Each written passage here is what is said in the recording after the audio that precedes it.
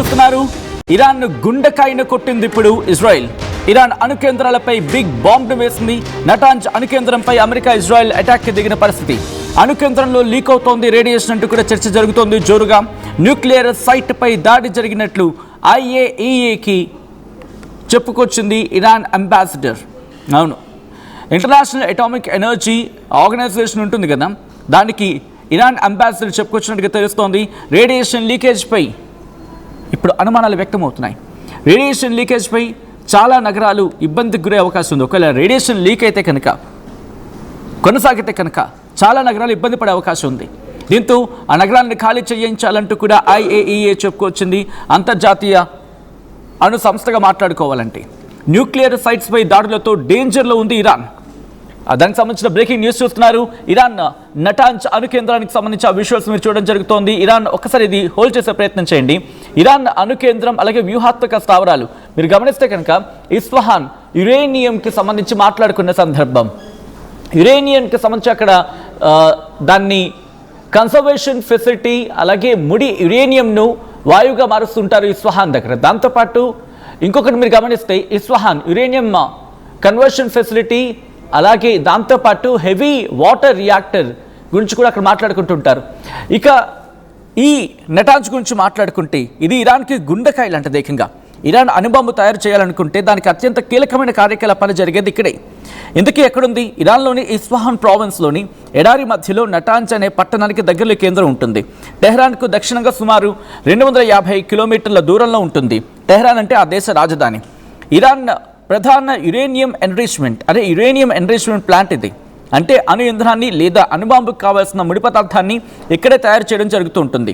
ఇక్కడ వేల సంఖ్యలో సెంట్రిఫ్యూజ్లు ఉంటాయి.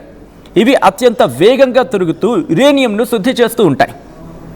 సో ఇక్కడ దీని గురించి డీటెయిల్గా మాట్లాడుకుంటే ఈ కేంద్రాన్ని చూస్తే పైకి కొన్ని భవనాలు మాత్రమే కనిపిస్తాయి. కానీ అసలు పని అంతా భూగర్భంలో అంటే అండర్ గ్రౌండ్లో జరుగుతూ ఉంటుంది.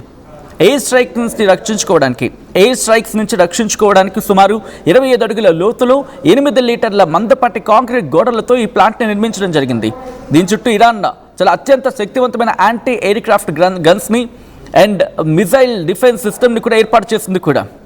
కానీ ఇక్కడ స్టక్స్నెట్ సైబర్ దాడి జరిగింది. ప్రపంచంలో చరిత్రలో కీలకం. అది కూడా 2010లో.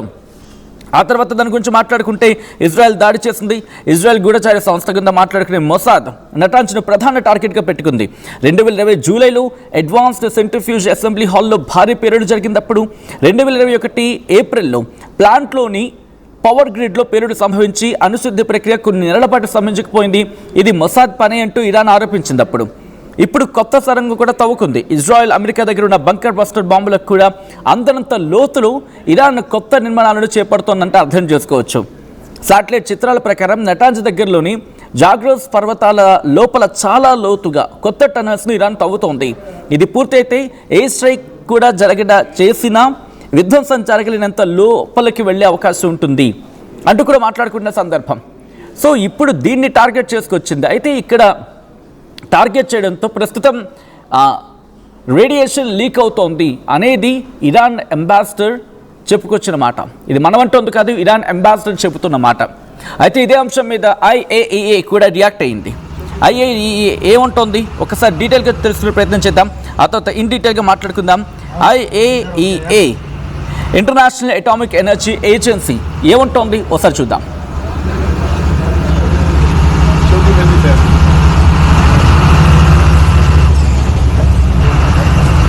The IAEA has extensive knowledge of the nature and location of nuclear and radiological material in the region, and we have clear guidance for actions necessary in case of an attack or an accident causing a radiological release, as well as the ability for hands-on help if it is required. Let me underline that the situation today is very concerning. We cannot rule out a possible radiological release with serious consequences, including the necessity to evacuate areas as large or larger than major cities. What I can assure you is that the IAEA is there, working with its member states and keeping the international community informed while being ready to react immediately if a breach in nuclear safety occurs. the IAEA. Right, అది international atomic energy agency ఒకటే చెబుతోంది, పూర్తిగా కొట్టిపారేయలేం, ఈ అంశానికి సంబంధించి పూర్తిగా కొట్టిపారేయలేం. కానీ IAEA ఎప్పటికప్పుడు పరిస్థితిని సమీక్షిస్తోంది. ఇరాన్తో కూడా మేము టచ్లోకి వెళ్ళే ప్రయత్నం చేశాం, ఇన్ఫర్మేషన్ తెలుసుకునే ప్రయత్నం చేశాం, కానీ ఎవరు రెస్పాండ్ కాలేదు, ఎవరు మాకు టచ్లోకి రాలేదు. మాకు ఒకవేళ కనుక సిచ్యువేషన్ అంతా సాధారణ స్థితికి చేరుకొని వాళ్ళు కనుక మాకు కమ్యూనికేషన్లోకి వస్తే మరింత సమాచారం తెలిసే అవకాశం ఉంది. కానీ ఇప్పుడున్న సిచ్యువేషన్లో అక్కడ దాడి జరగలేదని, అయితే రేడియేషన్ లీక్ కావటం లేదని పూర్తిగా కొట్టిపారేయలేమంటూ చెప్పుకురావడం అర్థం చేసుకోవచ్చు. అక్కడ పరిస్థితిని, ఆ సివియారిటీని అర్థం పడుతోంది అంటే అర్థం చేసుకోవచ్చు.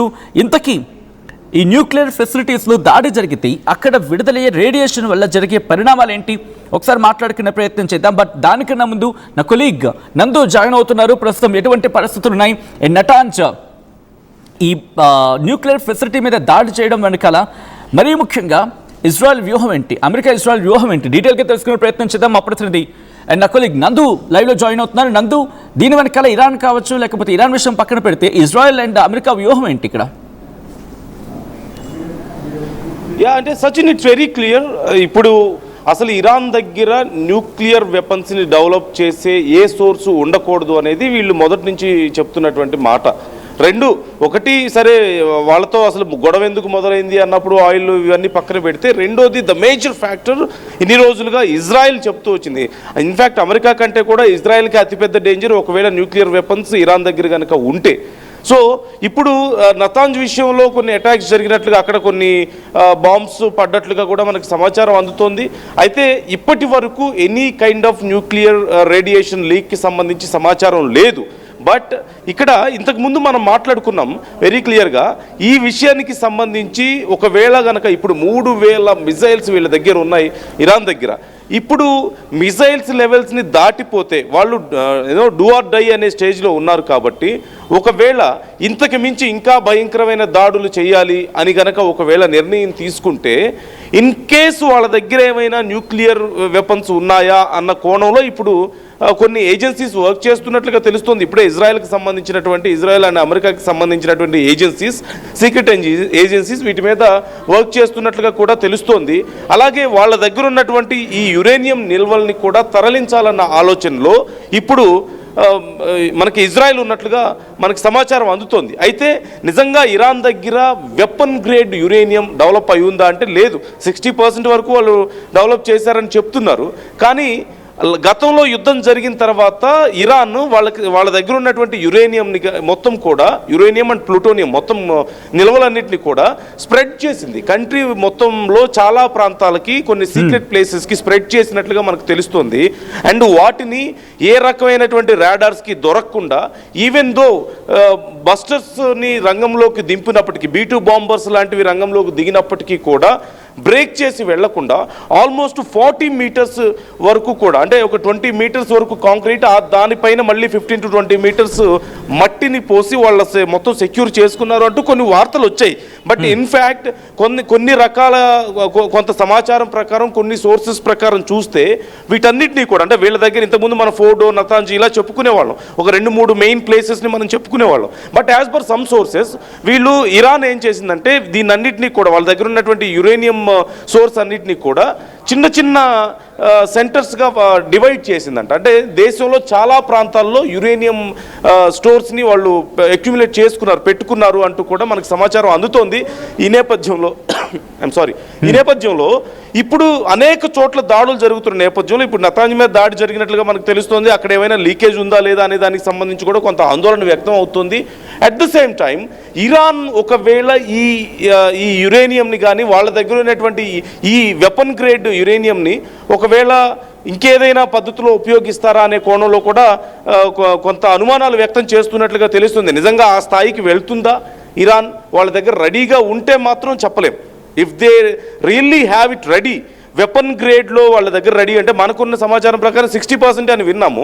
కానీ వెపన్ గ్రేడ్ వరకు కనుక రెడీగా ఉంటే they are ready to use it అన్నట్లుగా కూడా వాళ్ళ మెంటాలిటీ ఇప్పుడు కనిపిస్తోంది మనకి. ఎందుకంటే మనం డిస్కస్ చేసాం ఆల్రెడీ, డూ ఆర్ డై సిచ్యువేషన్లో ఉన్నారు, ఎంతకైనా తెగించే సిచ్యువేషన్లో ఉన్నారు. It's very unclear. ఈ విషయంలో ఇప్పుడున్నటువంటి సమాచారం అయితే చాలా అన్క్లియర్గా ఉంది. అట్ ద సేమ్ టైం మనం కొట్టి పారేయలేం. దీనికి సంబంధించి ఈ విషయంలో ఉన్నటువంటి డేంజర్ని, రిస్క్ ఫ్యాక్టర్ని మనం కొట్టి పారేసే పరిస్థితుల్లో కూడా లేవు. ఏ క్షణంలో ఏదైనా జరగవచ్చు అంటూ సమాచారం అందుతోంది. సోఫార్ ఇప్పటికైతే యుఎస్ నుంచి ఇప్పటికే కొన్ని సర్వీసెస్ దీని మీద స్పెసిఫిక్గా వర్క్ చేస్తున్నాయట. ఇప్పుడు వార్ మొదలు పెట్టక ముందు నుంచే ఎక్కడెక్కడ వీళ్ళు స్ప్రెడ్ చేసుకున్నారు, చిన్న చిన్న సెంటర్స్గా ఏర్పాటు చేసుకున్నారంటూ తెలుస్తుంది చాలా భాగాల్లో. సో ఆ సెంటర్స్ని ఐడెంటిఫై చేసే పనిలో ఉన్నారు. ఒకవేళ పొరపాటున ఈ వార్ జరుగుతున్న సమయంలో అక్కడ ఏదైనా డిస్టర్బ్ అయినా కానీ చాలా పెద్ద లాస్ అవుతుంది. కాబట్టి they are trying to taking care of, and వాళ్ళదంతా కూడా ఎక్వైర్ చేయాలని, అంటే దాని అంతటినీ కూడా ఇరాన్ దగ్గర నుంచి లాక్కునే పనిలో ఉన్న ప్లాన్లో కూడా ఉన్నారంటూ తెలుస్తుంది. It's very much confused and unclear situation ఈ విషయానికి వచ్చేసరికి. But we can't deny the risk factor. ఇక్కడ ఈ ఒక్క విషయం అయితే ఖచ్చితంగా మనం చెప్పుకోవాలి. ఒకవేళ వీళ్ళు చేసిన దాడుల్లో అక్కడ ఏదైనా రేడియేషన్ లీక్ అయ్యే ఛాన్సెస్ ఉన్నాయి. లేదు అంటే ఇరానే ఇప్పుడున్నటువంటి ఈ ఇంత గందరగోళ సిచ్యువేషన్, ఇంత భయంకరమైనటువంటి యుద్ధ వాతావరణంలో వాళ్ళకి ఆప్షన్స్ లేకపోతే they are ready to use it if they have ready అన్న కండిషన్ కూడా ఉంది. సచిన్, మనం కొంచెం క్లిష్టంగానే ఉంది ఈ విషయంలో మనం ఎగ్జాక్ట్గా చెప్పడం. But still there is a risk factor. ఇంతవరకు అయితే మనం చెప్పగలుగుతాం ఖచ్చితంగా. ఆల్రెడీ ఒక్కసారి మీ లైన్లో ఉండే ప్రయత్నం చేయండి నందు. ఎందుకంటే కనుక ఒకవేళ ఇక్కడ ఇంటర్నేషనల్ అటామిక్ ఎనర్జీ ఏజెన్సీ చెప్తున్న దాని ప్రకారం ఒకవేళ ఎక్కడ కొట్టిపారేయట్లేదు, అంటే దాడి జరగలేదనో లేకపోతే రేడియేషన్ లీక్ కావటం లేదని చెప్పి అక్కడ కొట్టిపారేయట్లేదు. జరుగుండొచ్చు, జరిగే అవకాశాన్ని కూడా పూర్తిగా కొట్టిపారేయలేమంటే చెప్పుకురావడం అనుమానాలకు తావిస్తోంది. ఒకవేళ అదే జరిగితే ఏం జరిగే అవకాశం ఉంటుంది? ఎందుకంటే ఎప్పుడైతే పేలుడు జరిగే అవకాశం ఉంటుంది, మరి ముఖ్యంగా అణుకేంద్రంపై దాడి జరిగితే సంభవించే ప్రధానమైన పరిణామాల్లో ముఖ్యంగా అక్కడ వినిపించేది భారీ పేలుడు సంభవించే అవకాశం ఉంటుంది. మొదట భారీ విస్ఫోటనం జరిగే అవకాశం ఉంటుంది. దాంతో ఆ ప్రాంతంలో ఉన్న వారందరూ కూడా తక్షణమే కాస్త ప్రాణాలు కోల్పోయే అవకాశం ఉంటుంది. దాంతోపాటు అక్యూట్ రేడియేషన్ సిండ్రోమ్ బారిన పడే అవకాశం ఉంది. పేలుడు కేంద్రానికి దగ్గరలో ఉండి బతికి బయటపడ్డ వారిలో అధిక మోతాదులో రేడియేషన్ సోకుతుంది. దీనివల్ల వాళ్ళకి వాంతులు, విరోచనాలు, చర్మం మీద సమస్యలు, రక్త కణాలు కాస్త ఇబ్బంది కావడం, ఇటువంటి పరిణామాలు ఉండే అవకాశం ఉందని చెప్పి వీళ్ళకి చికిత్స అందించిన కొన్ని రోజుల్లోనే వాళ్ళు చనిపోయే ప్రమాదం ఉంటుందని కూడా మాట్లాడుకునే క్రమం. గుర్తుంటే కనుక రేడియో ధార్మిక ఫాల్అవుట్ అంటారు, రేడియో యాక్టివ్ ఫాల్అవుట్ అంటారు. ఇది అత్యంత ప్రమాదకరమైన దశ. అంటే పేలుడు కారణంగా అక్కడున్న అణు ఇంధనం, దాంతోపాటు అక్కడ విష వాయువులు అంటే విష పదార్థాలు అక్కడ మొత్తం ఎన్విరాన్మెంట్లో కలిసిపోతాయి, గాల్లో కలిసిపోతాయి. దీంతో ఏమవుతుంది, ఆ గాలి మనం ఎటు వీస్తే అటు ప్రయాణిస్తే అటు ఇబ్బందికర వాతావరణం గురే అవకాశం ఉంటుంది. ఇది వర్ష రూపంలో అంటే బ్లాక్ రెయిన్ రూపంలో కిందకు వచ్చే అవకాశం ఉంటుంది. ఆ కిందకు వచ్చినప్పుడు నీటి వనరులు కావచ్చు, లేకపోతే పంటలు కావచ్చు, ఇళ్లలో రేడియేషన్ సోకే అవకాశం ఉంటుంది. ఇటువంటి ప్రమాదాలు జరిగే అవకాశం కూడా ఉందని చెప్పుకోవడం ఎటువంటి అతిశయోక్తి లేదు. అట్ ద సేమ్ టైం గాలిలో ఇది మర్జ్ అవ్వడం వల్ల, గాలిలో కలిసిపోవడం వల్ల కొన్ని కిలోమీటర్ల వరకు విస్తరించే అవకాశం ఉంది. కొన్ని సందర్భాల్లో చెన్నబోలు ప్రమాదం గురించి మాట్లాడుకున్నట్టుగా పక్క దేశాలకు కూడా ఇది ప్రభావితం చేసే అవకాశం ఉంటుంది. అంటే కేవలం ఇరాన్కి మాత్రమే పరిమితమయ్యే అవకాశం అంటే కనుక నో, నాట్ ఎట్ ఆల్. పక్క దేశాలకు సంబంధించి అంటే కాస్త ఆఫ్ఘనిస్తాన్ ఉంది, దాంతోపాటు ఇటు బ్యాక్ సైడ్ వెళ్ళినప్పుడు మిగిలిన దేశాలకు సంబంధించి వాళ్ళకి ప్రమాదం ఉంది. గల్ఫ్ దేశాలు కూడా ఎందుకంటే పక్కనే ఉన్నాయి, వాటికి కూడా ప్రమాదం తలెత్తే అవకాశం ఉంది. దాంతోపాటు రేడియేషన్ ప్రభావం వెంటనే తెలియకపోయినా కొన్నేళ్ల తర్వాత బయటపడే అవకాశం ఉంటుంది. సో ఇలా అనేక రకాల ప్రమాదాలు జరిగే అవకాశం ఉంది, అనేక రకాల సమస్యలు తలెత్తే అవకాశం ఉంది. కానీ ఇప్పుడు నటాజ్ను ఎవ్వరూ టచ్ చేసే అవకాశం ఉందా అంటే అమెరికా, దాంతోపాటు ఇజ్రాయెల్ నటాజ్ను లేపేస్తామంటోంది.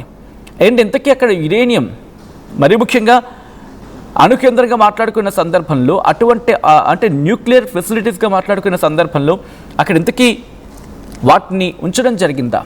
ఇప్పటికే మాట్లాడుకున్న సందర్భం అక్కడి నుంచి తరలించేశారని చెప్పి మరి నిజంగా తరలించడం జరిగిందా లేకపోతే ఇంకా ఉన్నాయా? సో ఒకవేళ ఇది ఎక్కడ కంటిన్యూ అయితే అమెరికా ఏం చేసే అవకాశం ఉంది? మీకు గుర్తుంటే కనుక ఈ న్యూక్లియర్ అంశం మీదే కదా ఇటు ఇరాన్కి, అమెరికాకి, ఇజ్రాయెల్కి మధ్య జరుగుతున్న ఇష్యూ. మీరేమో న్యూక్లియర్ ప్రోగ్రామ్ పూర్తిగా ఆపేయండి అని చెప్పి అమెరికా బెట్టి చేస్తోంది. లేదు మేము ఆపేదే లేదంటూ ఇక్కడ వీళ్ళు బెట్టి చేస్తూ కూర్చున్నారు. ఇప్పుడు ఇరాన్ ఏం చేసే అవకాశం ఉంది? డీటెయిల్గా మాట్లాడుకునే ప్రయత్నం చేద్దాం. మా ప్రతినిధి నా కొలీగ్ నందు లైవ్లో జాయిన్ అవుతున్నారు. నందు, ప్రెసెంట్ ఒకవేళ న్యూక్లియర్ అటాక్ అనేది కనుక నిజమయ్యి రేడియేషన్ లీకే అనేది కనుక వార్త బయటకు వస్తే కెన్ వీ థింక్ ఇరాన్ కాస్త డౌన్ అయ్యే అవకాశం ఉందా? ఇరాన్ కాస్త భయపడే అవకాశం ఉందా? దారికి వచ్చే అవకాశం ఉందా అమెరికాకి? రాకూడదనే మనం కోరుకుందాం. ఎందుకంటే ఒకవేళ అది వస్తే ఇంతకుముందు మీరు చెప్పినట్లుగా దాని పర్యవసానాలు చాలా భయంకరంగా ఉంటాయి. ఇది కేవలం ఇప్పుడున్న వాళ్ళు మాత్రమే కాదు, కొన్ని భవిష్యత్ దశాబ్దాలు ఈవెన్ శతాబ్ద కాలం కంటే ఎక్కువగా కూడా రేడియేషన్ కొన్ని చోట్ల అంటే ఇంటెన్సిటీని బట్టి దాని తీవ్రతను బట్టి ఇంపాక్ట్ చూపిస్తూ ఉంటుంది. మనం ఇప్పటికీ జపాన్లో ఇంపాక్ట్ చూస్తూనే ఉన్నాం. సో ఎనీవే ఇప్పుడు అసలు అక్కడ యురేనియం నిల్వలు ఉన్నాయా లేదా అనేది ఒక ప్రశ్న. ఒకవేళ లీక్ అయితే ఏంటి పరిస్థితి అనేది మరొక ప్రశ్న. ఒకవేళ కనుక ఏదైనా రేడియేషన్ లీక్ అయింది అంటే వార్ విల్ బి ఓవర్, అందులో ఎలాంటి డౌట్ లేదు. ఎందుకంటే it's not easy to bear that loss. అంటే ఏ స్థాయిలో లీక్ అయింది అనేది కూడా డిపెండ్ అయి ఉంటుంది. కొద్దిపాటి లీకేజ్ కూడా కొన్ని వందల కిలోమీటర్ల వరకు ప్రభావం చూపించే అవకాశం ఉంటుంది.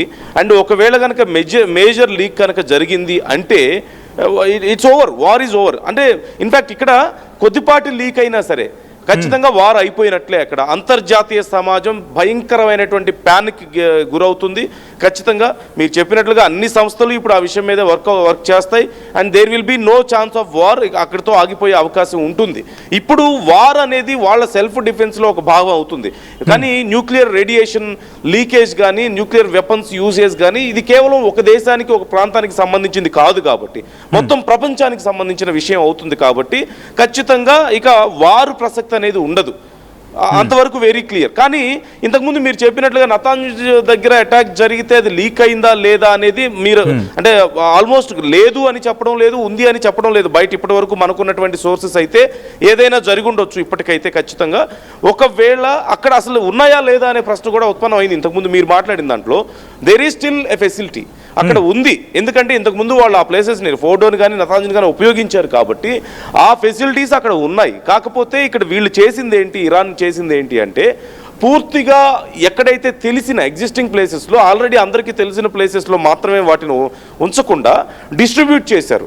అంటే డిఫరెంట్ ప్లేసెస్లో చిన్న చిన్న వీటిని ఏర్పాటు చేశారు, సెంటర్స్ని ఏర్పాటు చేసి డిస్ట్రిబ్యూట్ చేశారు అంటూ మనకి కొన్ని సోర్సెస్ ప్రకారం తెలుస్తుంది. సో పూర్తి స్థాయిలో ఒకే చోట కాన్సన్ట్రేటెడ్గా మొత్తం వాళ్ళ స్టోర్ చేయలేదు, ఫస్ట్ థింగ్. రెండోది మరి నతాంజ్లో లేదా అంటే ఖచ్చితంగా ఉంది. లీక్ అయిందా లేదా అనేది ఇప్పుడు మనకు కన్ఫర్మేషన్ రావాలి. లేదు అని చెప్పడం లేదు, అలాగని అయిందనేది కూడా ఇంకా మనకి పూర్తి స్థాయిలో క్లారిటీ రావాల్సి ఉంది. But there are some chances అని అయితే అంటున్నారు. ఖచ్చితంగా అటాక్ జరిగింది, ఆ టైంలో లీక్ అవ్వడానికి ఛాన్సెస్ ఎక్కువ ఉన్నాయని అయితే చెప్తున్నారు. సో ఖచ్చితంగా అక్కడ ఉంది. ఇప్పుడు ఈ విషయంలో ఏం జరుగుతుంది నెక్స్ట్ అనేది ఈ లీక్ అయిందా లేదా అనే దాన్ని బట్టే ఉంటుంది సచిన్. మనకు ఒక్కసారి ఆ రిపోర్ట్ క్రిస్టల్ క్లియర్ రిపోర్ట్ కనుక వచ్చింది అంటే యుద్ధం అయితే అక్కడితో ఆగే అవకాశం ఉంటుంది. అండ్ రెండోది ఇంతకుముందు మనం మాట్లాడుకున్నట్లుగా ఇరాన్ దగ్గర వెపన్ గ్రేడ్లో ఉందా, డెవలప్డ్ ఆ స్టేజ్కి వాళ్ళు దాన్ని రిఫైన్ చేశారా లేదా అనేది మాత్రం ఇంకా మనకు తెలియదు. ఒకవేళ కనుక గతంలో అయితే చేయలే, గతంలో యుద్ధం సమయానికైతే చేయలేదు, చేస్తున్నారని తెలిసి యుద్ధం జరిగింది. ఆ తర్వాత మరి వాళ్ళు స్పీడప్ చేశారని కూడా మనం విన్నాం. కానీ ఇప్పుడు ఆ స్థాయికి నిజంగా డెవలప్ అయిందా అనేది మాత్రం ఇంకా క్లారిటీ రావాల్సి ఉంది. ఇన్ కేస్ ఆ స్థాయికి కనుక డెవలప్ అయింది అంటే మాత్రం ఇక వీ కాంట్ ఇమాజిన్ ఎలాంటి నష్టం జరుగుతుంది దానివల్ల అనేది. It might lead to third world war, అందులో ఎలాంటి సందేహం లేదు. రైట్, ఇంట్రెస్టింగ్ డెవలప్మెంట్స్ అని చెప్పుకోవాలి. నందు ఒకసారి మీ లైన్లో ఉండే ప్రయత్నం చేయండి. నందు చెప్పినట్టుగా 60% అనేది అయితే మాత్రం ఇక్కడ వినిపిస్తున్నమాట శుద్ధి జరిగిందని చెప్పి.